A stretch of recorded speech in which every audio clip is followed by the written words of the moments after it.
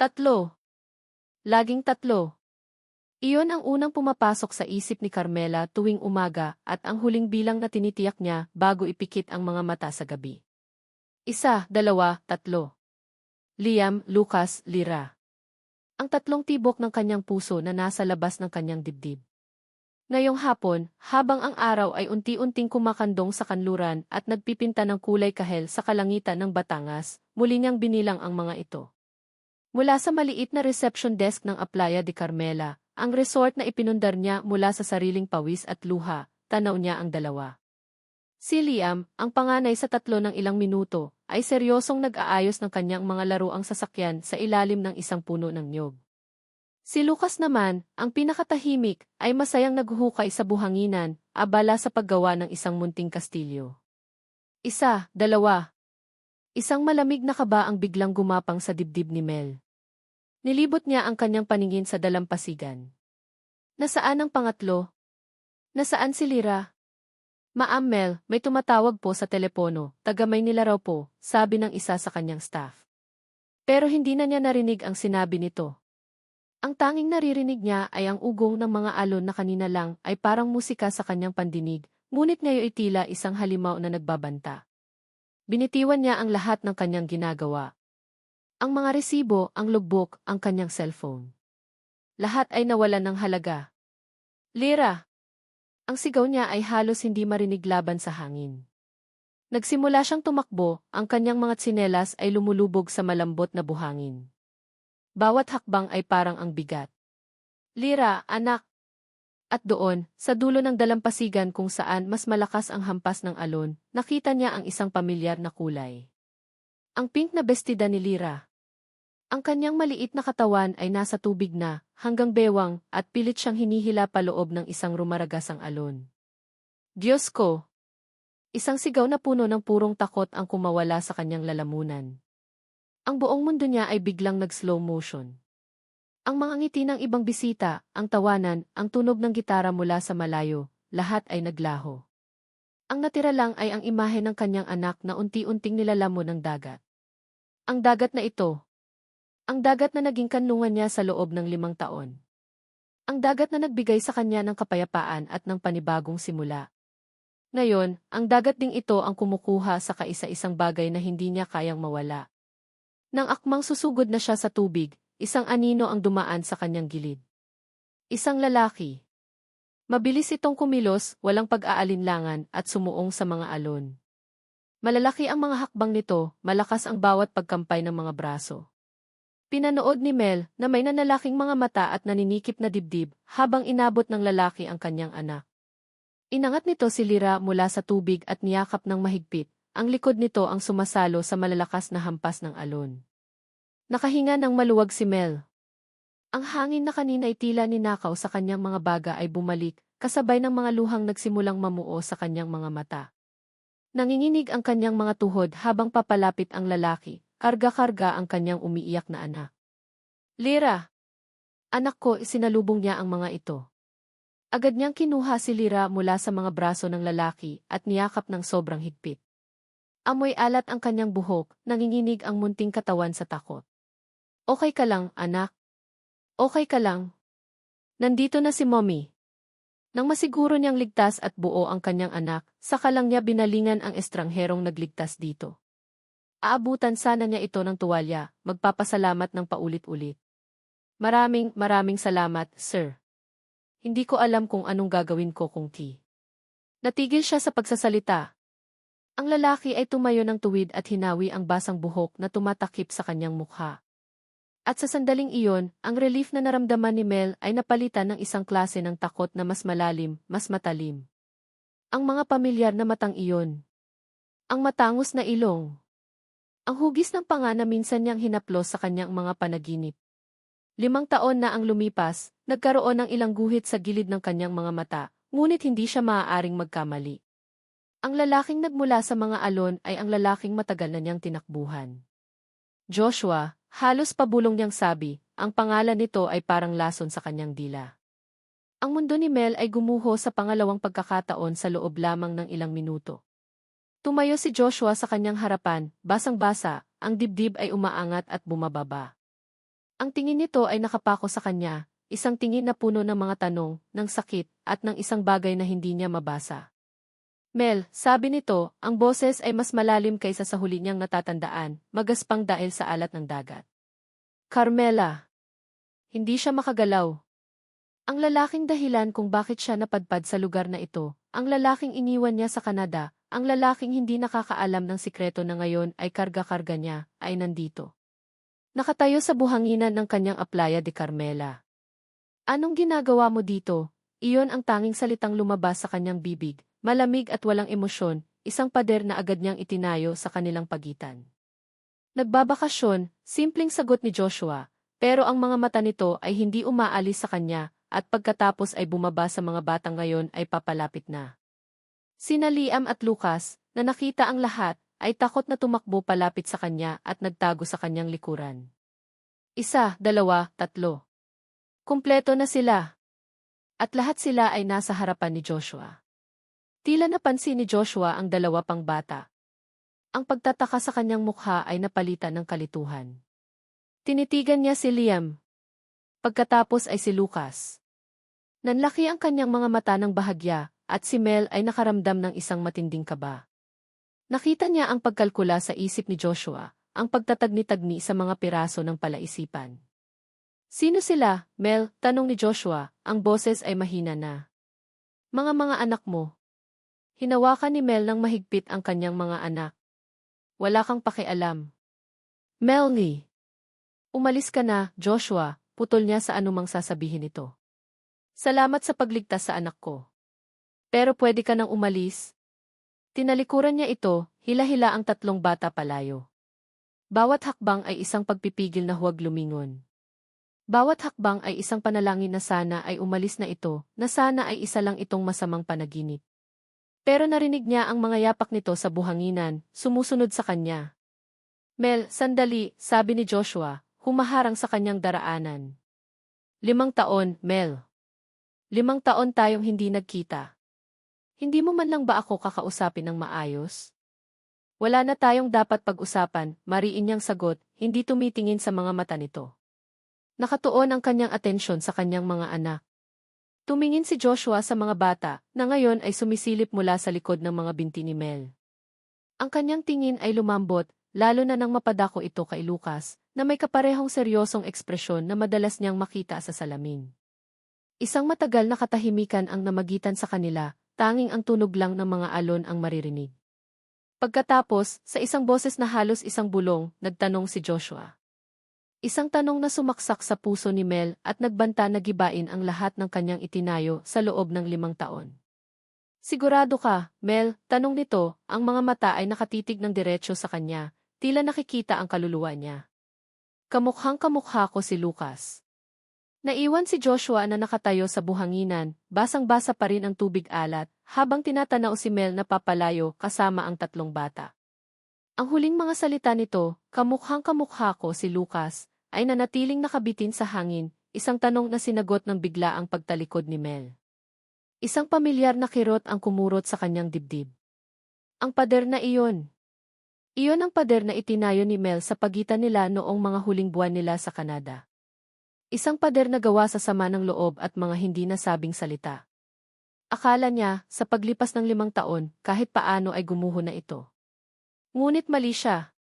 Mas mataas pa pala ito ngayon, mas matibay. Naglakad siya papunta sa reception area, ang bawat hakbang ay mabigat. Ang mga staff, na kanina ay abala, ay biglang tumahimik at napatingin sa kanya. Nakita niya sa mga mata nila ang pagtatanggol para sa kanilang amo. Para sa kanila, siya ang kontrabida. May reservation ako, sabi niya sa receptionist, sinubukang gawing normal ang kanyang boses. Joshua De Leon. Mabilis na tiningnan ng babae ang logbook. Yes, sir. 1 linggo po. Heto na po ang susi ninyo sa Villa 1. Villa 1. Ang pinakamagandang kwarto, ang pinakamalapit sa dagat. Ang pinakamalapit kay Mel. Ngumiti siya ng mapait. Kahit sa pagpili ng kwarto, ang isip niya ay nasa kanya pa rin. Pagpasok niya sa kanyang silid, agad niyang isinara ang pinto at sumandal dito. Ang katahimikan ay biglang naging bingi. Hinubad niya ang basang damit at nagtungo sa banyo para banlawan ang sarili. Habang bumubuhos ang tubig sa kanyang katawan, hindi ang alat ng dagat ang gusto niyang alisin, kundi ang sakit ng muling pagkikita. Bumalik siya sa kwarto, isang tuwalya lang ang nakapulupot sa kanyang baywang. Kinuha niya ang kanyang wallet mula sa ibabaw ng mesa. Mula sa isang lihim na lagayan nito, inilabas niya ang isang maliit at lukot na larawan. Isang larawan na ipinadala sa kanya ng dati nilang kaibigan sa Canada na nagbakasyon dito 6 na buwan na ang nakalipas. Malabo ito, kuha mula sa malayo. Pero malinaw na malinaw sa kanya ang nakikita niya. Si Mel, nakatayo sa dalampasigan, nakangiti. At sa paligid niya, 3 maliliit na bata. Sabi ko na nga ba, bulong niya sa sarili, hinahaplos ang larawan. Sabi ko na, hindi ito nagkataon lang. Ang pagdating niya dito ay hindi aksidente. Mula nang matanggap niya ang litratong iyon, wala na siyang ibang inisip. Ang bawat meeting, ang bawat business deal ay nawalan ng kulay. Ang tanging nagbigay sa kanya ng lakas para bumangon araw-araw ay ang pag-asang balang araw, makikita niya nang malapitan ang 3 ngiting iyon. At ang ngiti ni Mel. Ang paghihiwalay nila ay magulo at masakit. Puno ng sigawan at sisihan. Inamin niya sa sarili na nagkulang siya. Ang kanyang takot na bumalik sa hirap, ang takot na maranasan muli ang nangyari sa kanyang ama, ay ang nagtulak sa kanya na magtrabaho ng walang katapusan. Sa pag-abot niya sa tagumpay, hindi niya namalaya na nabitawan na pala niya ang kamay ni Mel. At nang lumingon siya, wala na ito. Ngayon, nandito siya para subukang muli. Hindi na para sa kanilang dalawa, kundi para sa 3 batang iyon. Kung mga anak nga niya ang mga ito. Kinabukasan, maaga siyang nagising. Naupo siya sa maliit na cave ng resort, kung saan tanaw na tanaw niya ang beach house ni Mel. Nagkunwari siyang nagbabasa ng dyaryo, pero ang kanyang mga mata ay nasa 3 bata na naglalaro sa buhanginan. Si Liam, ang mukhang leader, ang laging nauna. Si Lyra, ang prinsesa, na may hawak na manika. At si Lucas. Sa bawat galaw ni Lucas, sa bawat pagsimangot nito kapag inaagawan ng laruan, nakikita niya ang kanyang sarili. Ang pag-asa sa kanyang dibdib ay lalong lumalakas, kasabay ng takot. Paano kung hindi nga? Paano kung nagkataon lang ang lahat? Maya-maya, nakita niyang may inaayos si Liam. Isang maliit na pulang kotse. Tila nasira ang isang gulong nito. Lumapit ang bata kay Mel, pero abala ito sa pakikipag-usap sa isang guest. Umupo si Liam sa buhanginan, malungkot na tinititigan ang kanyang sirang laruan. Ito na ang pagkakataon niya. Tumayo si Joshua at dahan-dahang lumapit. Hi, bati niya sa bata. Nag-angat ng tingin si Liam, medyo natatakot. Hello po. Mukhang may problema iyang sasakyan mo, sabi ni Joshua, umupo sa buhanginan sa tapat ng bata. Patingin nga. Nag-aalangan man ay iniabot ni Liam ang kotse. Kinuha ito ni Joshua at sinuri. Isang maliit na tornilyo lang pala ang lumuwag. Mula sa kanyang keychain, kumuha siya ng isang maliit na multitool. Maingat niyang hinigpitan ang tornilyo. Ayan, sabi niya, iniaabot pabalik ang laruan. Okay na. Kasing bilis na ulit ng dati. Kinuha ni Liam ang kotse at sinubukan. Gumulong ito ng diretso sa buhangin. Isang malaking ngiti ang gumuhit sa mukha ng bata. Wow! Salamat po, sir. Isang ngiti. Ang unang ngiti na para sa kanya. Gumaan ang pakiramdam ni Joshua. Walang anuman, Campen. Josh! Isang boses ang tumawag sa kanyang pangalan. Hindi boses ni Mel. Paglingon niya, isang lalaki ang nakatayo sa kanyang likuran. Matangkad ito, maganda ang pangangatawan, at ang suot nitong polo shirt ay mailogo ng Playa de Carmela. Ang mga mata nito ay kalmado, pero may babala. Ako nga, sagot ni Joshua, tumatayo. Marco, pakilala ng lalaki, inilahad ang kamay. Ako ang resort manager. Inabot ni Joshua ang kamay nito. Ang pagkakamay ay matatag at maikli. Joshua. Alam ko, sabi ni Marco at may kakaibang diin sa mga salitang iyon. Kailangan mo ba ng tulong? O baka naman may ginugulo ka? Ang tingin nito ay nasa mga bata. Naramdaman ni Joshua ang hamon. Ito ang bantay. Ang tagapagtanggol ng kaharian ni Mel. Inaayos ko lang ang laruan ng bata, sagot ni Joshua, kalmado rin.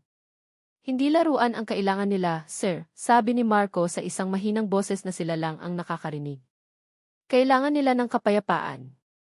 Isang bagay na wala dito bago ka dumating. Hindi nakasagot si Joshua. Tumalikod si Marco at tinawag ang mga bata. Liam, Lucas, Lyra, halika na. Magmeryenda na tayo. Agad namang nagsilapitan ang mga bata dito, tila sanay na sanay na. Naiwan si Joshua na mag-isa, tinitingnan ang likod ni Marco habang akbay nito ang dalawang bata. Isang kirot ng selos ang kanyang naramdaman. Kinahapunan, hindi na siya mapakali. Naglakad-lakad siya sa paligid ng resort. Napadpad siya sa isang maliit na gusali na tila nagsisilbing library at common area. Walang katao-tao. Pumasok siya, umaasang maibaling ang kanyang isip. Ang lugar ay puno ng mga libro, pero may isang pinto sa dulo na bahagyang nakabukas. Storage, basa niya sa maliit na karatula. Dahil sa kuryosidad, sumilip siya. Maalikabok ang loob, puno ng mga lumang gamit at dekorasyon. At doon, sa ibabaw ng isang lumang baul, may nakita siyang isang bagay na kumislap. Isang picture frame na nakataob. Dahan-dahan siyang pumasok. Kinuha niya ang frame at pinunasan ang makapal na alikabok gamit ang lailayan ng kanyang damit. Itinayo niya ito. Ang puso ni Joshua ay tila huminto sa pagtibok. Si Mel. Nakangiti sa kamera. Ang kanyang mukha ay mas mabilog, ang kanyang mga mata ay may kakaibang kislap. At ang kanyang bestida ay hindi maitago ang malaking-malaki niyang tiyan. Buntis siya. At sa tabi ng larawan, may maliit na sulat kamay sa gilid ng frame, waiting for them by 3 little miracles. 3 himala. Ang lahat ng duda ay naglaho. Ang lahat ng tanong ay nasagot. Hindi ito pag-asa. Ito ay katotohanan. Nanginig ang kanyang mga kamay habang hawak ang frame. Ang galit at sakit ay nagsimulang umakyat sa kanyang lalamunan. Galit sa sarili dahil wala siya doon. Galit kay Mel dahil ipinagkait nito sa kanya ang katotohanan ito. Dala-dala ang picture frame, lumabas siya ng storage room. Nilakasan niya ang kanyang loob. Hindi na siya magtatanong. Hindi na siya magdududa. Oras na para sa katotohanan. Nakita niya si Mel na nagdidilig ng mga halaman malapit sa beach house nito. Nilapitan niya ito. Hindi siya nagsalita. Inilapag niya lang ang picture frame sa maliit na mesa sa harapan ni Mel. Nakita ni Mel ang frame. Ang kanyang mga mata ay nanlaki sa gulat at takot. Ang pandilig na hawak niya ay nabitawan. Tumingin si Mel kay Joshua, ang kanyang mukha ay namumutla. Huminga ng malalim si Joshua. Tinitigan niya si Mel, ang lahat ng sakit at pagmamahal at galit ay nagsama-sama sa kanyang mga mata. Mel, 5 taon, sabi niya, ang boses ay basag at puno ng hinanakit. 5 taon mo tinago sa akin na may mga anak tayo. Ang tanong ni Joshua ay parang isang malakas na sampal sa mukha ni Carmela. Humangin ito sa pagitan nila, dala ang bigat ng 5 taong katahimikan, 5 taong pagtitiis, 5 taong mga sikreto. Nakatitig lang siya sa picture frame. Ang larawan ng kanyang sarili, masaya, puno ng pag-asa, hinihintay ang kanyang 3 himala. Isang larawan mula sa isang buhay na matagal na niyang ibinaon. Paano niya ito nahanap? Saan niya ito nakuha? Ang pader na maingat niyang itinayo sa paligid ng kanyang puso sa loob ng 5 taon ay nagsimulang magkaroon ng mga bitak. Saan mo nakuha yan? Iyon ang unang lumabas sa kanyang bibig, ang boses niya ay nanginginig. Hindi isang sagot, kundi isang tanong pabalik. Isang desperadong pagsubok na ibahin ang usapan. Hindi iyan ang mahalaga, Mel, giit ni Joshua, lumapit ng isang hakbang. Ang bawat hakbang niya palapit ay parang isang hakbang palayo sa kapayapaan para kay Mel. Sagutin mo ako. Mga anak ko ba sila?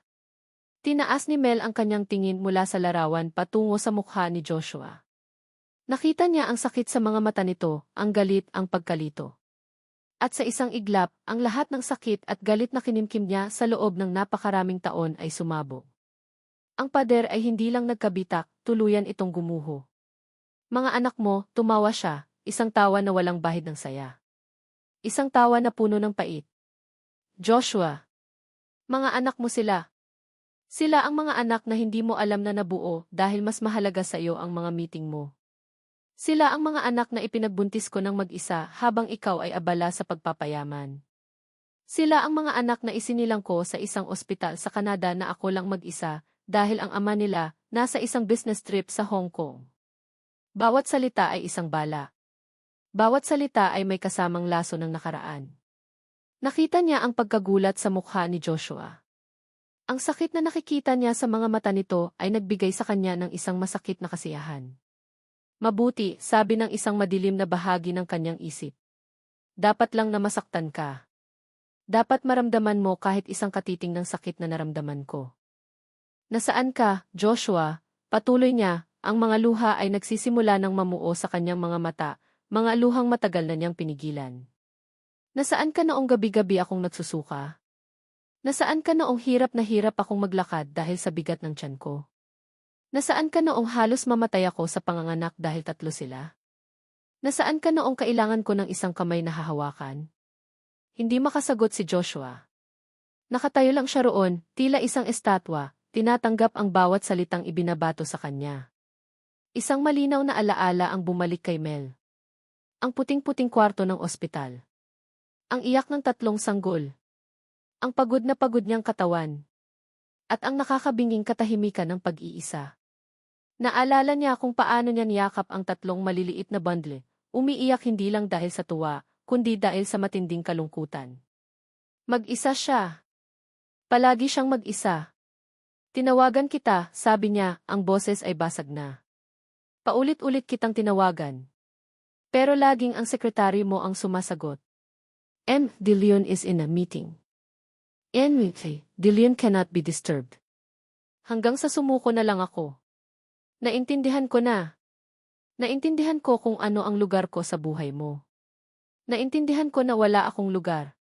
Mel, hindi ko alam, sa wakas ay nakapagsalita si Joshua, ang boses niya ay paos. Kung sinabi mo lang sana. Sinabi, sigaw niya ulit, ang galit ay muling nag-alab. Ilang beses kong sinubukan, Joshua. Ilang beses kong sinabi na kailangan kita, na may importante akong sasabihin. Pero laging may mas importante. Laging may mas kailangang unahin. Ang kumpanya. Ang pera. Ang ambisyon mo. Lumapit si Joshua, iniangat ang kanyang kamay, akmang hahawakan ang braso ni Mel para pakalmahin ito. Mel, pakiusap di. Huwag. Mabilis siyang umatras, tila napapaso. Huwag na huwag mo akong hahawakan, Joshua. Ang pagtanggi niyang iyon ay parang isang sampal kay Joshua.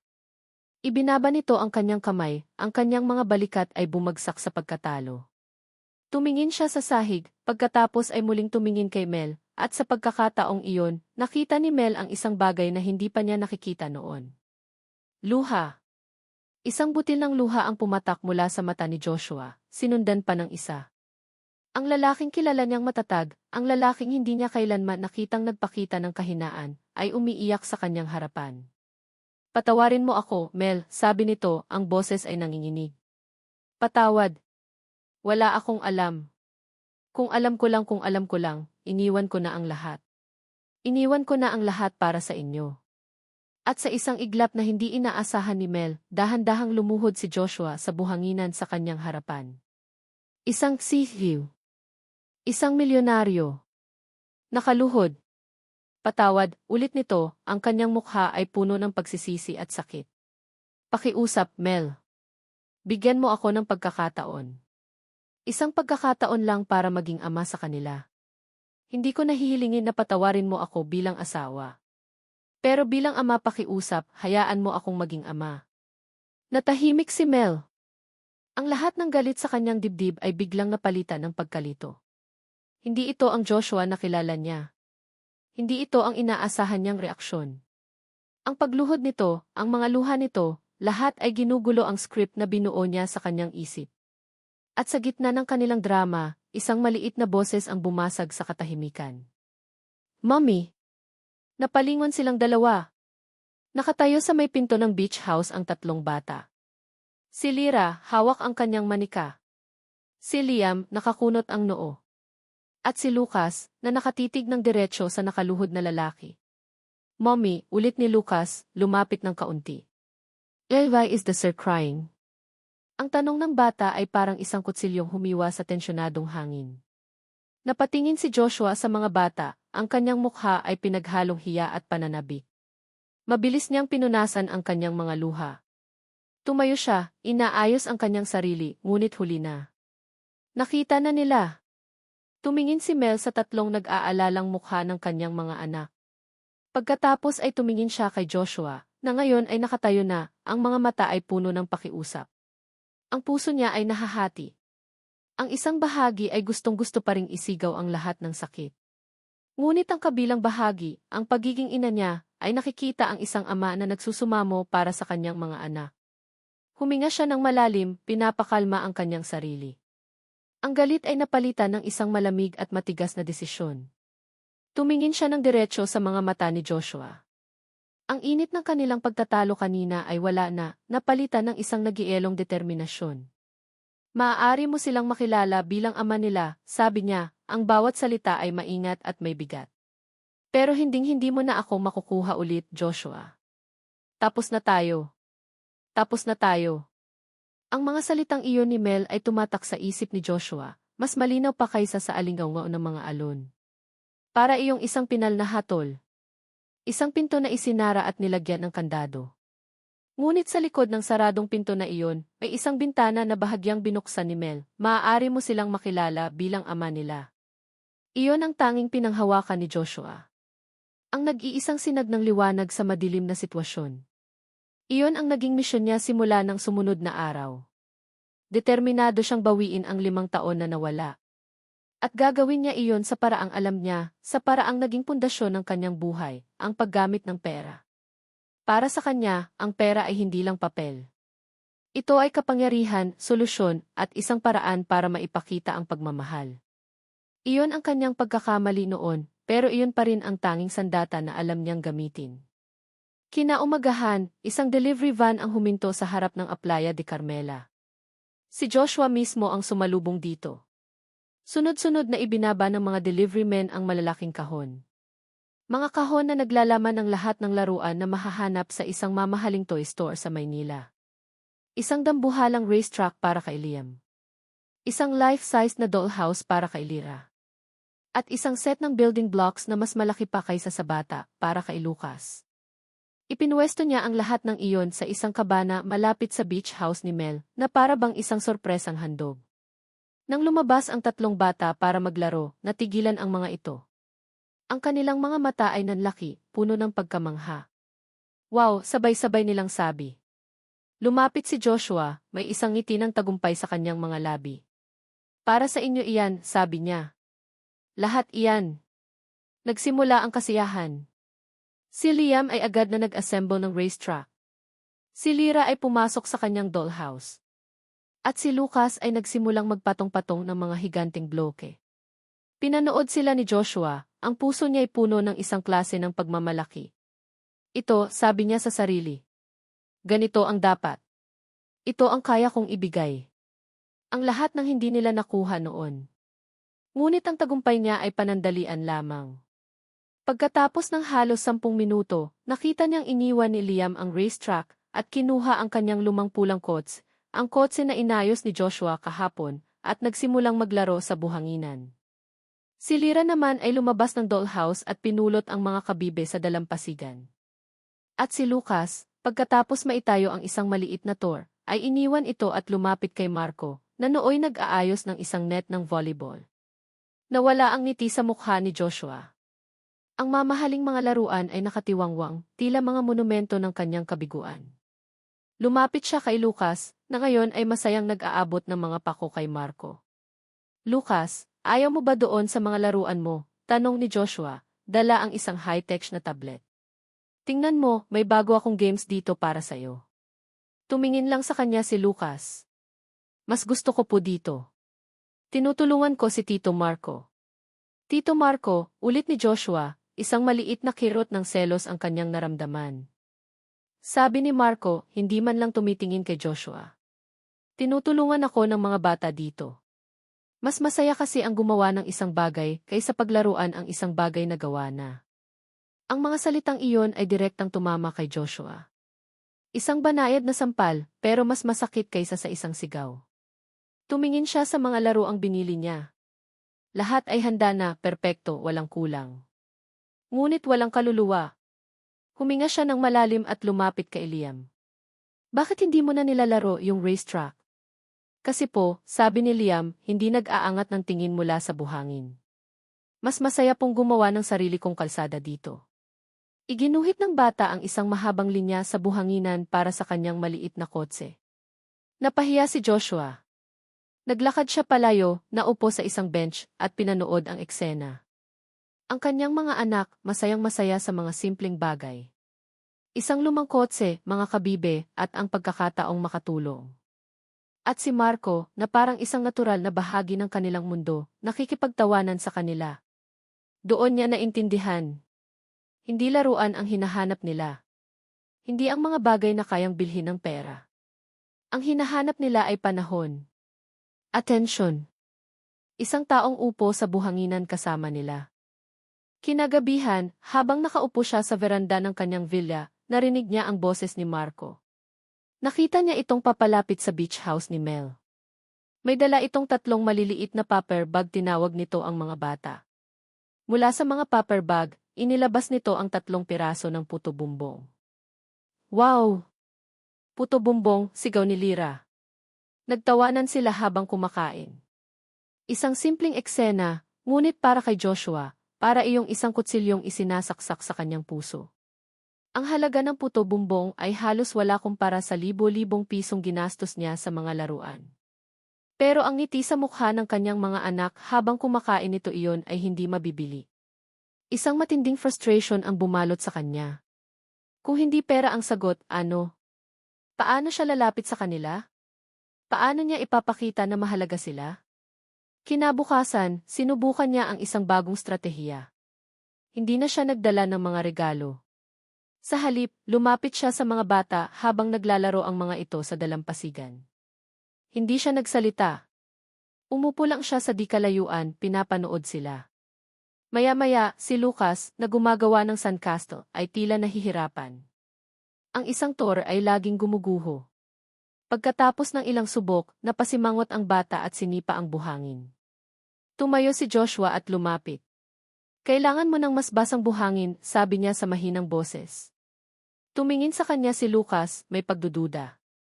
Kumuha si Joshua ng isang maliit na timba, pinuno ito ng tubig dagat, at ibinuhos sa buhangin. Subukan mo ngayon, sabi niya. Kumuha si Lucas ng basang buhangin at sinimulang muli. Sa pagkakataong ito, hindi gumuho ang tor.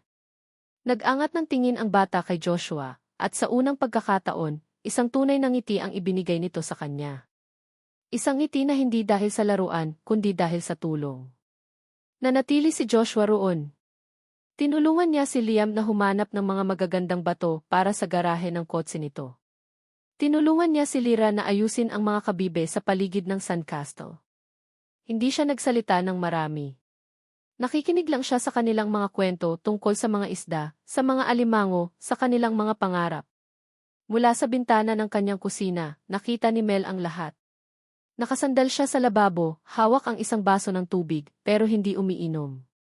Pinapanood niya ang lalaking minsan niyang minahal, na ngayon ay nakaupo sa buhanginan, ang mamahaling polo shirt ay puno na ng buhangin, nakikipaglaro sa mga anak nila. Nakita niya kung paano ito tumawa nang may sinabing nakakatawa si Liam. Nakita niya kung paano nito inalalayan si Lyra nang muntik na itong matumba. Nakita niya ang isang bahagi ni Joshua na matagal na niyang hindi nakikita, ang mapaglarong Joshua, ang Joshua bago pa sila nilamon ng ambisyon at pera. Isang pamilyar na kiliti ang naramdaman niya sa kanyang puso. Isang kilig. Napakabilis, napakaliit pero nandun. At natakot siya. Natakot siya dahil pagkatapos ng lahat ng sakit, pagkatapos ng lahat ng luha, may isang bahagi pa rin sa kanya na tumutugon sa lalaking iyon. Agad niyang iwinaksi ang pakiramdam. Ibinaba niya ang baso at tinalikuran ang bintana. Huwag, Mel, sabi niya sa sarili. Huwag kang magpapadala. Naalala mo ba ang nangyari noon? Pero hindi niya mapigilan ang sarili. Para siyang isang gamo-gamo na naaakit sa apoy. Dahan-dahan, bumalik siya sa bintana, sumisilip mula sa gilid ng kortina na para bang isang magnanakaw sa sarili niyang bahay. Pinanood niya ulit. Pinilit niyang humanap ng mali. Baka pagkukunwari lang ang lahat. Baka isa lang itong palabas para makuha ang loob niya. Pero habang tumatagal, lalo siyang nahihirapang paniwalain ang sarili. Ang pasensya ni Joshua kay Lucas na paulit-ulit na nagtatanong. Ang malumanay na pag-aayos niya sa buhok ni Lyra na hinahangin. Ang pag-upo niya sa buhanginan na walang pakialam kung madumihan ang kanyang mamahaling pantalon o kung may makakita sa kanyang, ang FE ng De Leon Corp, na nakikipaglaro ng buhangin na parang bata. Ito ang Joshua na pinakasalan ko. Ito ang lalaking nawala sa gitna ng mga numero at kontrata. Ang isiping iyon ay sabay na nagdulot ng init at kirot sa kanyang puso. Nasaan ang Joshua na ito noong kailangan ko siya? Nasaan siya noong gabi-gabing ako lang ang nagpapatulog sa tatlong umiiyak na sanggol? Ang mga tanong ay bumalik, mga multo ng nakaraan na ayaw siyang patahimikin. Mel! Isang boses ang bumasag sa kanyang pag-iisip. Napatalon siya sa gulat at lumingon. Si Marco.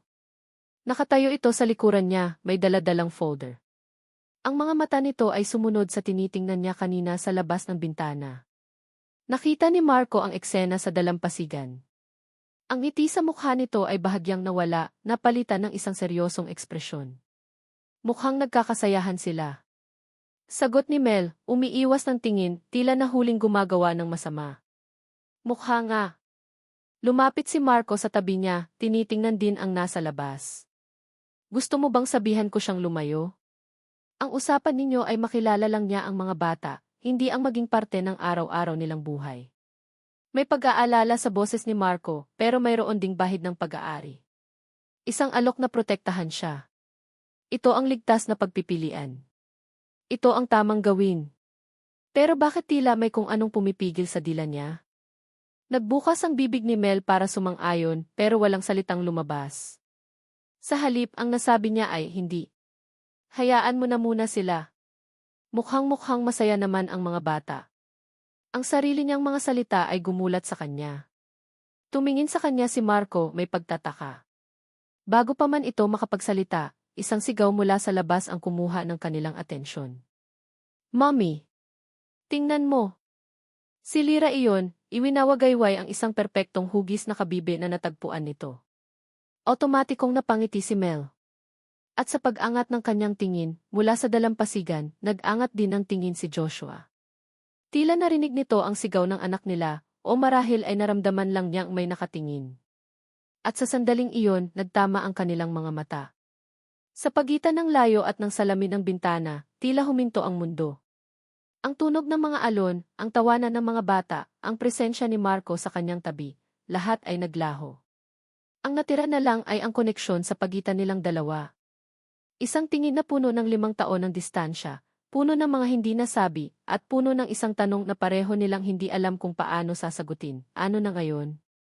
Ang pagtatama ng kanilang mga mata ay parang isang kislap ng kuryente. Mabilis na binawi ni Mel ang kanyang tingin, ang puso niya ibiglang kumabog ng mabilis na para bang tumakbo siya ng 1 kilometro.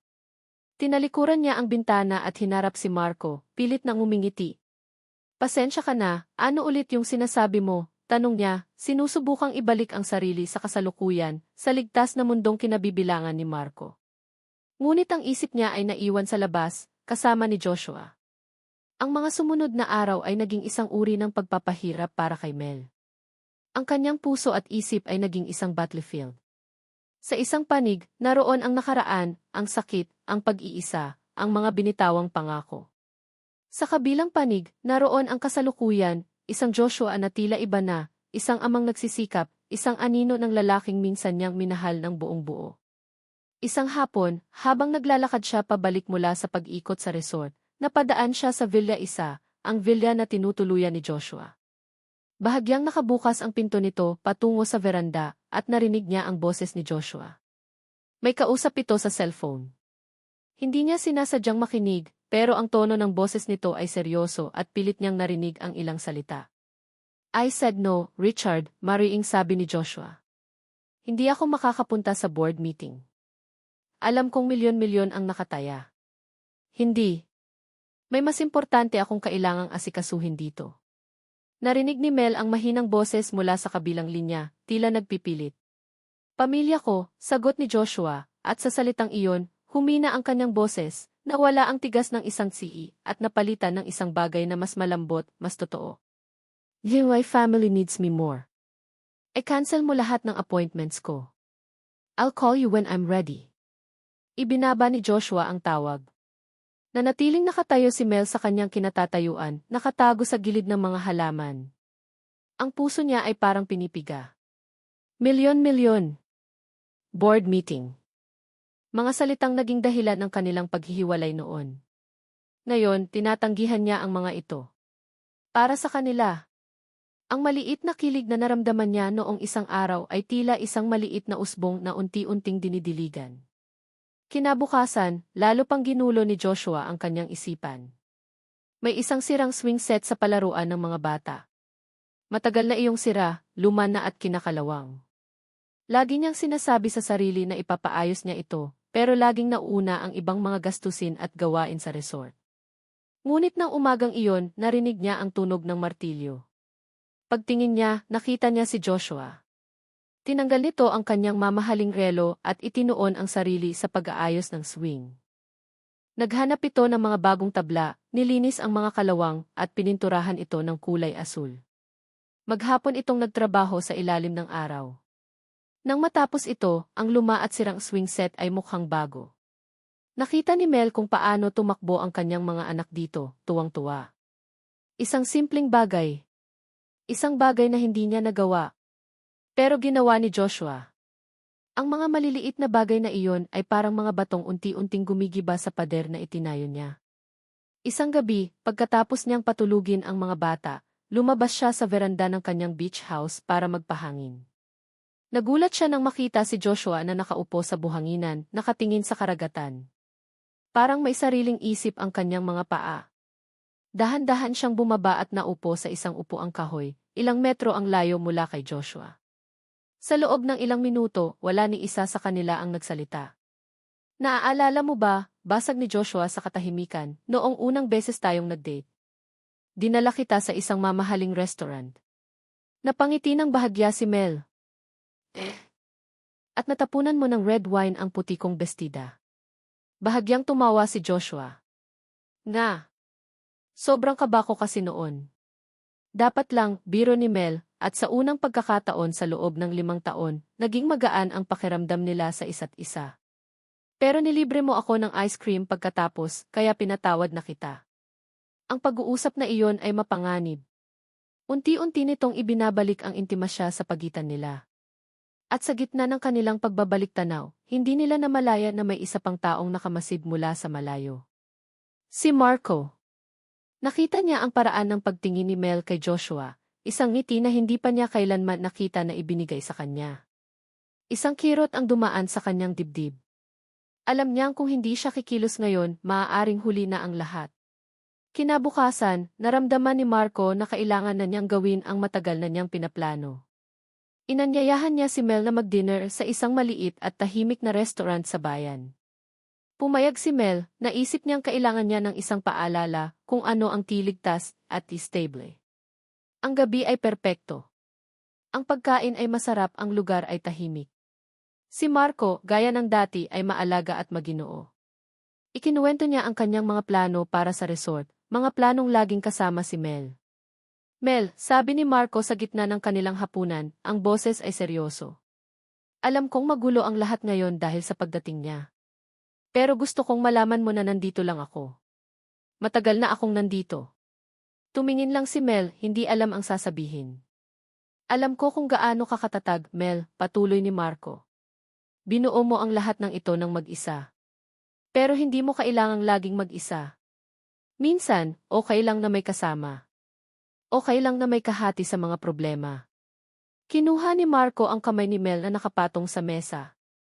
Ang kanyang mga kamay ay mainit at magaspang, mga kamay ng isang taong sanay magtrabaho. Ang kabaligtaran ng mga kamay ni Joshua na laging malinis at malambot. Mel, mahal kita, sabi ni Marco, diretsong nakatingin sa kanyang mga mata. Matagal na. At alam kong mahal ko na rin ang mga anak mo na parang tunay kong mga anak. Huminga siya ng malalim at mula sa kanyang bulsa, may kinuha siyang isang maliit na kahon. Binuksan niya ito. Sa loob, isang simple pero eleganteng singsing ang kumikinang. Nanlaki ang mga mata ni Mel. Hindi niya ito inaasahan. Hayaan mo akong buuin ka, Mel, sabi ni Marco, ang boses ay puno ng sinseridad. Hayaan mo akong maging ama sa mga anak mo. Hindi ko maipapangako ang isang buhay na kasing luho ng kaya niyang ibigay. Pero maipapangako ko ang kapayapaan. Maipapangako ko ang sarili ko, araw-araw, gabi-gabi. Mel, will you marry me? Ang tanong ay nakabitin sa hangin. Ang buong restaurant ay tila nawala. Ang mundo ni Mel ay umikot sa dalawang lalaki. Si Joshua, ang bagyo, ang nakaraan na puno ng sakit at ng mga what-ifs. At si Marco, ang kanlungan, ang kasalukuyan na puno ng kapayapaan at seguridad. Samantala, sa Playa de Carmela, hindi mapakali si Joshua. Alam niyang umalis si Mel kasama si Marco. Isang pakiramdam ng selos at takot ang bumalot sa kanya. Naglakad-lakad siya sa dalampasigan, pilit na iwinawaksi ang mga negatibong isipin. Napadpad siya malapit sa restaurant kung nasaan sila Mel. Mula sa malayo, sa likod ng mga halaman, nakita niya ang eksena sa loob.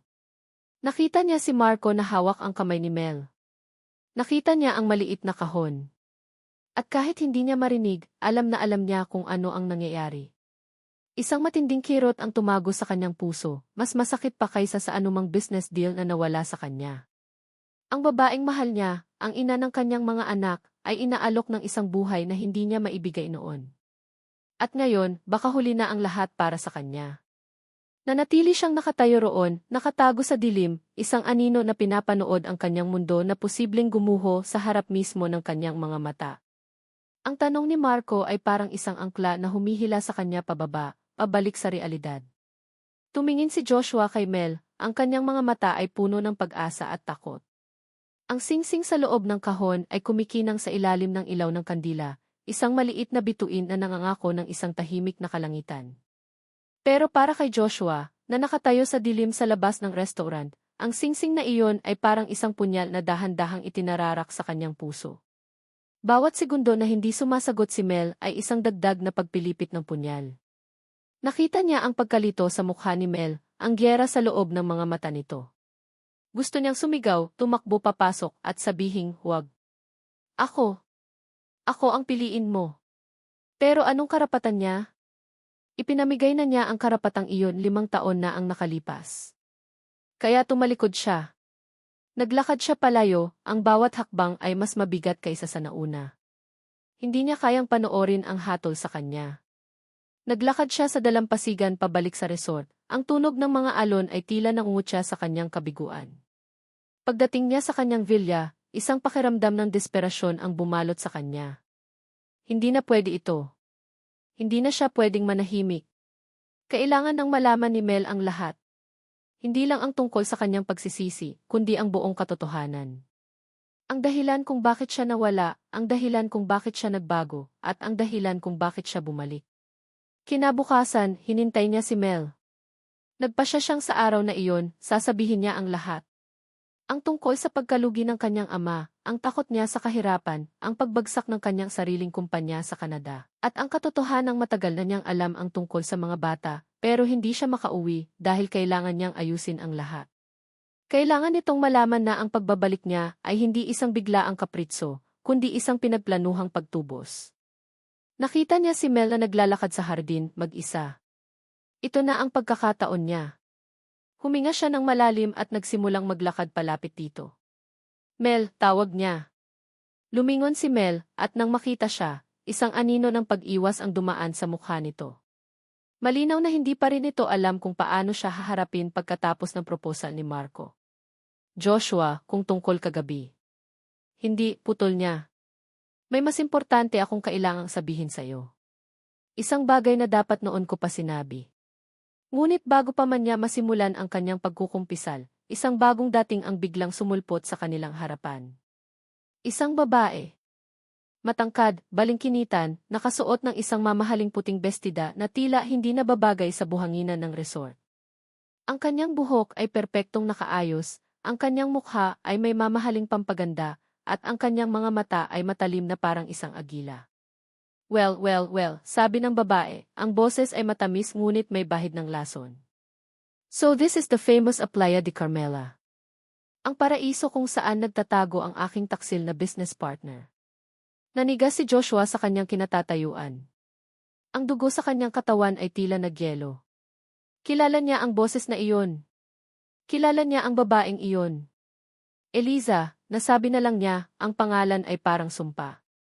Anong ginagawa mo dito? Mumiti si Eliza, isang ngiti na hindi umabot sa kanyang mga mata. Sinusundo ka, syempre. Hindi ba't may kumpanya pa tayong kailangang isalba? O baka naman mas masaya ka na dito sa probinsya?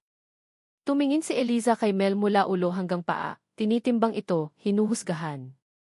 At ikaw siguro si Carmela. Ang the one that got away.